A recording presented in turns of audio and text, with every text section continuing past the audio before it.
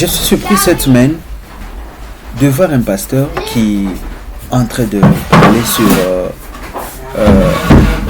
le mariage, en train de parler sur une tribu, en train de se pencher sur une tribu pour dire que c'est dans cette tribu-là où il y a des bonnes femmes, c'est dans cette tribu-là où il y a des femmes qui se marient vierges, des femmes qui sont des bonnes femmes, qui gardent les hommes dans le foyer. Et je n'ai pas souvent l'habitude de répondre à ces prédications, parce qu'on n'est pas même amis sur Facebook, vu que c'est l'audience publique.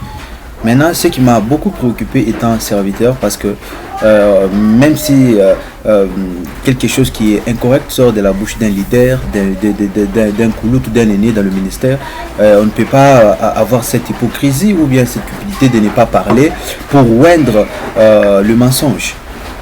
J'aimerais d'abord entrer dans la Bible. C'est un message qui est d'abord tribal, qui n'est pas digne d'être publié ça dans la zone médiatique. Parce que dans ton église, tu as toutes les tribus. Dans ton église, tu as les Bakongo, tu as les Baluba, tu as les gens de Maniema, tu as les gens de Kisangani, tu as les gens de Bandundu. Maintenant, dis-moi d'abord, quand toi tu te mets maintenant à commencer à célébrer, à honorer une tribu au détriment des autres, tu crées ce qu'on appelle la division. Ce sont des messages d'égarement. Et quelqu'un qui est appelé pasteur, quelqu'un qui est appelé apôtre, publier des choses, c'est horrible ça. Jésus-Christ est venu sur la terre pour mourir pour l'humanité. La Bible déclare que tout est accompli. Cela veut dire à la croix, il n'y a aucune dette qui est restée. Jésus-Christ est venu mourir pour toutes les tribus. Le sang de Jésus est venu purifier toutes les tribus au monde. Dire que cette tribu, c'est une tribu à épouser, ça montre qu'il y a une tribu à ne pas épouser. Les problèmes, c'est quoi? Les problèmes, c'est avoir une bonne femme. Tu n'épouses pas la tribu. Ce n'est pas la tribu qui va te donner la paix dans la maison. Il n'y a pas une tribu appelée tribu Jésus. Il n'y a pas une tribu appelée tribu Dieu. Non. Nous avons seulement les tribus telles. Les problèmes, c'est d'avoir une bonne personne. Les problèmes, ce n'est pas la tribu. Dans toutes les tribus, nous voyons les divorces. Les divorces n'est pas pour une seule tribu. Dans toutes les tribus du monde, nous allons toujours rencontrer des problèmes. Il y a des mauvaises femmes dans une telle tribu. Il y a des bonnes femmes dans telle tribu. Ça, c'est un message tribal qui n'est pas digne de mettre ça dans la zone médiatique. J'ai essayé de parler, de contredire ça. De me jeter contre lui. Parce que c'est un message qui n'est pas digne étant serviteur de Dieu, étant pasteur. Donc, dans son église. Et ne soyons pas hypocrites dans la vie, une chose. Si tu vois un pasteur publier, dire, dans son église, il sait qu'il a toutes les tribus. Maintenant, quand il est en train de célébrer une tribu, les autres là, s'ils voient ces messages, même s'ils viennent sourire dans l'hypocrisie, ils vont chuchoter contre lui. Un pasteur, un homme de Dieu, c'est celui qui a tout le monde. Toutes les tribus qui sont dans ton église sont à toi. Jésus-Christ n'était pas venu pour les Balouba, seul, non. Jésus-Christ est venu pour toutes les tribus. Les tribalismes doivent cesser dans l'église. Jésus-Christ, malgré, on a dit qu'il est le lion de la tribu de Judas. Mais tu n'entendrais jamais que Jésus-Christ est en train de célébrer Judas, Galilée. Non, Jésus-Christ est venu pour tout le monde. Quand il a dit annoncer la parole à toutes les tribus, quand il a dit faites de toutes les nations les disciples, cela veut dire quoi? Ça veut dire que Jésus-Christ a envoyé la mission de parler de Jésus partout, peu importe la tribu. Comment est-ce que toi tu peux venir avec un message dans la zone médiatique? Tu viens avec un message tribal dans la zone médiatique. Donc tu te donnes encore raison de le dire. Tu te donnes encore raison. Tu sais que c'est pas bon. Il y a des gens qui ne vont pas se marier avec de telles personnes, avec de telles tribus. C'est leur critère, c'est leur opinion. Et ces opinions sont censées être considérées. Il y a certaines choses qu'il faut garder pour toi. Il ne faut pas les étaler ça sur la place publique. Il y a des choses qui sont uniquement pour toi. Hein? Des choses qui sont uniquement pour toi. Des gens qui étaient déjà... un frère qui s'était déjà fiancé avec une sœur du Congo central, des Bangala, des Bandundu. Et lorsqu'il entend seulement, c'est déjà des messages. Tu as divisé un couple. Ce sont des messages de division. Ce sont des messages de division, des messages d'égarement. et un serviteur. Si c'était que c'était vraiment quelqu'un simple qui est sur le banc, ça laisse comprendre. Mais un serviteur qui se permet de dire ça en public, il entre sur Facebook, il commence à célébrer une tribu avec tous les détails. Et il se donne raison. Et il y a même des gens là qui l'appuient. Ça s'appelle le tribalisme. Et quand j'essayais de parcourir les commentaires, j'ai trouvé il y a les gens, c'est ça, c'est vrai, Balouba. Et c'est le tribalisme, non? Ça veut dire quoi? Ça veut dire que chez Louba, il n'y a pas de femmes sorcières. Si on entre seulement dans le monde de la sorcellerie, on ne trouvera pas les femmes Louba dedans. Donc elles sont des anges. Les femmes de Louba sont des anges, des Saintes Marie, des Vierges Marie, des Maman Elisabeth. C'est ça. Et tu te donnes raison de le dire en public. Tu te donnes raison.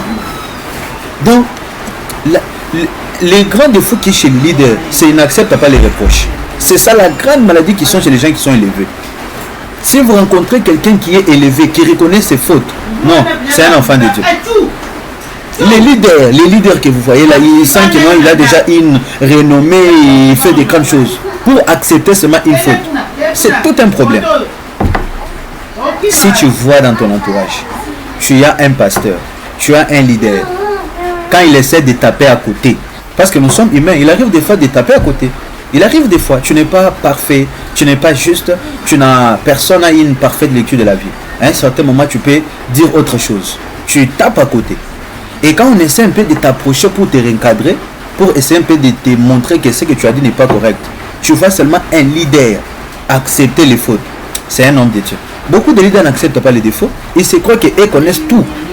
Et pourtant que l'apôtre Paul nous dit nous connaissons en partie et nous enseignons en partie. Ça veut dire quoi? À un certain moment, on arrive de dire autre chose. Et quand on arrive à dire autre chose, ayez aussi cette maturité de reconnaître. Il ne faut pas se justifier. On ne peut pas laisser quelqu'un dire quelque chose qui est incorrect parce qu'il est leader. C'est l'hypocrisie. Ce n'est pas parce que tu es leader. Ce n'est pas parce que tu es Koulout dans le ministère, tu es un aîné, tu as dit quelque chose qui n'est pas correct, qu'on doit t'applaudir. Jamais. Ça, même Dieu va nous juger. Tu as dit quelque chose qui est incorrect, on ne va pas applaudir pour ça. On ne va pas mettre de l'huile sur ça parce que tu es... Non, c'est pas ça. Tu es leader, mais tu n'es pas leader devant Dieu. Tu es serviteur du peuple, tu n'es pas leader devant les hommes. Tu n'es pas leader devant Dieu. Comment tu peux dire ça? J'aimerais dire aux gens ici, aux célibataires, j'ai dit, épouse la sœur qui répond quasiment à tes critères. Tu es convaincu, tu as prié, Dieu t'a convaincu que c'est elle. Oui, tu as besoin juste de connaître sa tribu, mais tu ne peux jamais te permettre de juger sa tribu. Donc toi, tu vois les défauts chez les autres. Qu'est-ce qui te prouve que dans la tribu que vous célébrez là, que ce sont des bonnes femmes, qu'est-ce qui te prouve que là-bas, il n'y a pas de sorcières? Donc tout le monde est parfait, je crois. Toutes les femmes sont parfaites. Toutes les femmes sont des Saintes Marie, des Sainte Anne, des Sainte Elisabeth. Pourquoi tu peux te permettre d'entrer sur les réseaux sociaux, tu parles ça? Et quand on essaie de te recadrer, ça devient manquer de respect. Vous voyez un peu que les leaders ont du mal à reconnaître les défauts. Nous connaissons en partie, tu ne connais pas tout. Il arrive que tu peux parler autre chose. Mais quand on essaie de parler, ça devient un problème. Non, ce n'est pas un problème. Tu dois essayer un peu de voir ça. Jésus-Christ est venu mourir pour toutes les tribus. Moi, de mon côté, je ne peux jamais limiter la grâce de Dieu. Je ne peux jamais limiter Dieu. Si la personne vraiment qui répond à mes critères, je n'ai pas besoin de la juger par rapport à sa tribu. Je ne vis pas avec la tribu. Tu vis avec une femme. Tu ne vis pas avec une tribu au front. Tu ne vivras jamais avec une tribu écrite au front. Non, tu vivras avec la bonne personne, la personne qui craint Dieu, la fille de Dieu, la personne qui connaît la parole, qui a un bon comportement, c'est tout. Il y a une tribu sainte ici. Il y a une tribu sainte, il y a une tribu pure et une tribu impure. Pourquoi? Et ça vient de tout ça. Changez un peu les motivations. Changez les enseignements. Apprenez à parler des choses qui sont vraies. On ne monte pas sur la chair pour dire des bêtises. On ne vient pas sur les autres pour parler des choses qui créent des polémiques. Lorsque tu as dit ça, c'est pour créer des polémiques, non? Tu as créé le buzz. Pourquoi tu dois être un youtubeur? Tu publies des choses pour avoir des buzz. Pourquoi? Ça vient d'où ça? Tu vas dire que c'est l'inspiration? Tu vas dire que Dieu t'a inspiré à parler de ça des choses? Tu vas nous dire que c'est le Saint-Esprit qui t'a dit de dire ça? Ou bien ça vient de tes propres sentiments? Ce que tu as dit là. ça vient de l'esprit ou bien c'est de la chair? Parce que la Bible dit, ce qui ont ajouté vient du malin. Donc ce que tu as ajouté là, ça vient du malin.